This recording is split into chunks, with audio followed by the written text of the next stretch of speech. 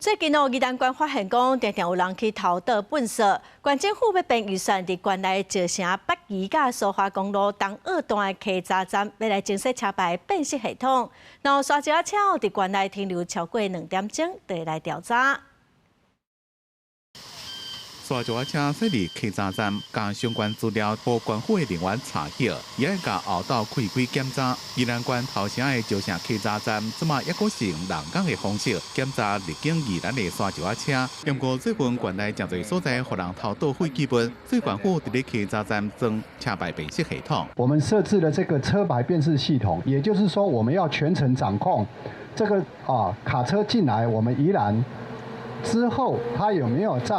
依照他的车单？县政府伫咧招城客闸站向地方说明政策，规划要编155班的预算，伫招城北宜甲苏花公路东5段的客闸站设车牌辨识系统，只要刷脚车入境宜兰超过2点钟也无离开，就会将资料提供给警方或者是环保局等单位。我想还是有很多各面向跨单位跟跨局处的一个配合，我想这个更为重要。稽查站的10位同仁。 都是临时人员，也没有正式的人员来做编制的管控啊。不过有民代认为，客闸站有疏漏的主要原因，是因为客闸站即马拢无编正式的人员，而且就像客闸站也无地磅站来磅刷脚车的重量，所以县政府应该加强甲公路局的经办地磅站联络，若无查核会有漏沟。以后的车辆，每一台可能都会要求装 GPS。 来确定它的一个路径。